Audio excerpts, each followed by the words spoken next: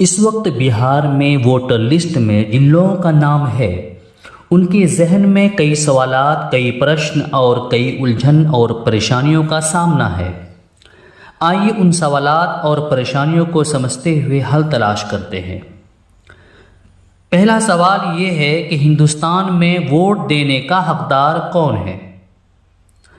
اس کا جواب ہے کہ ہندوستانی شہری، ہندوستان کے ناگرک جن کا عمر 18 سال ہو چکا ہے، ان کو ووٹ دینے کا حق ہے۔ ووٹر لسٹ میں نام درج کرانے کے بعد ووٹ دے سکتا ہے۔ لیکن دوسرا سوال یہ ہے کہ جن کا نام ووٹر لسٹ میں پہلے سے ہے، پھر ان سے اس وقت فارم بھرنے اور مختلف طرح کے کاغذات کیوں مانگے جا رہے ہیں؟ اس کا مختصر جواب یہ ہے کہ الیکشن کمیشن یعنی نرواچن آیوگ کبھی کبھی ایسے ووٹروں کو جن کو ووٹ دینے کا حق نہیں ہے، ان کو پہچان کرنے اور جاننے کے لیے مختلف طریقے اپناتے ہیں تاکہ ووٹر لسٹ سے ایسے لوگوں کا نام خارج کیا جا سکے، کاٹا جا سکے۔ اسی کے تحت SIR یعنی اسپیشل انٹینسیو ریویژن خصوصی نظر ثانی مہم جاری ہے۔ تیسرا سوال یہ ہے کہ فارم کیسے بھریں اور کون کون سے ضروری کاغذات ہمیں دینا ہوگا؟ اس کا جواب یہ ہے کہ فارم آن لائن اور آف لائن دونوں طریقے سے بھر سکتے ہیں۔ اگر آپ گھر پر موجود ہیں، کہیں باہر نہیں ہیں اور آف لائن بھرنا چاہ رہے ہیں تو BLO سے فارم لیں، اسے بھر کر یا کسی جانکار سے بھروا کر ضروری کاغذات لگائیں اور BLO کو جمع دے دیں۔ اور اگر کہیں باہر رہتے ہیں تو آپ آن لائن سے فارم بھر سکتے ہیں۔ چوتھا سوال یہ ہے کہ کون کون سے ضروری کاغذات فارم کے ساتھ ہمیں دینا ہوگا؟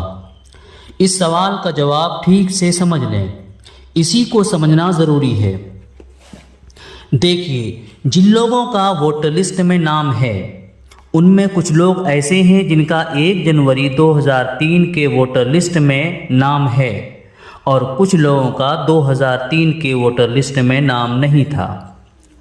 اگر 2003 کے ووٹر لسٹ میں نام ہے تو ان کو الگ سے کوئی کاغذات دینے کی ضرورت نہیں ہے، ان کو صرف 2003 کے ووٹر لسٹ سے اس پیج یا صفحہ کا زیروکس کرا لینا ہے جہاں پر آپ کا نام ہے اور اس کو ٹک کر دینا ہے اور دستخط کر کے فارم کے ساتھ لگا دینا ہے۔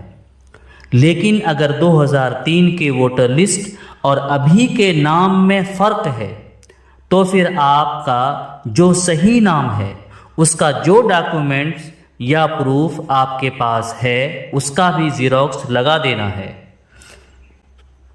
اگر آپ کا نام 2003 کے ووٹر لسٹ میں نہیں ہے اور آپ کی پیدائش 1 جولائی 1987 سے 2 دسمبر 2004 کے درمیان ہے تو پھر آپ اپنا اور ماں باپ میں سے کسی ایک کا تاریخ پیدائش اور مقام پیدائش کو یعنی ڈیٹ آف برتھ اور پلیس آف برتھ کو ثابت کرنے والا 11 ڈاکومنٹس جو الیکشن کمیشن نے طے کیا ہے ان میں سے کوئی ایک کا زیروکس دینا ہے۔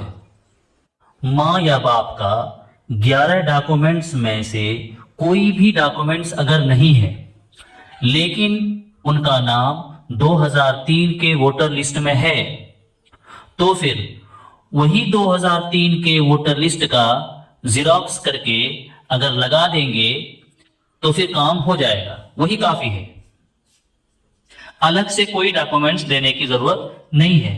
لیکن اگر ماں یا باپ میں سے کسی کا بھی 2003 کے ووٹر لسٹ میں نام نہیں ہے تو پھر 11 ڈاکومنٹس میں سے کسی ایک کا زیروکس کر کے دینا ضروری ہوگا۔ اگر 2 دسمبر 2004 کے بعد پیدائش ہے تو پھر ان کو اپنا اور اپنے ماں باپ دونوں کا 11 ڈاکومنٹس میں سے کسی ایک ڈاکومنٹس کا زیروکس دینا ضروری ہوگا۔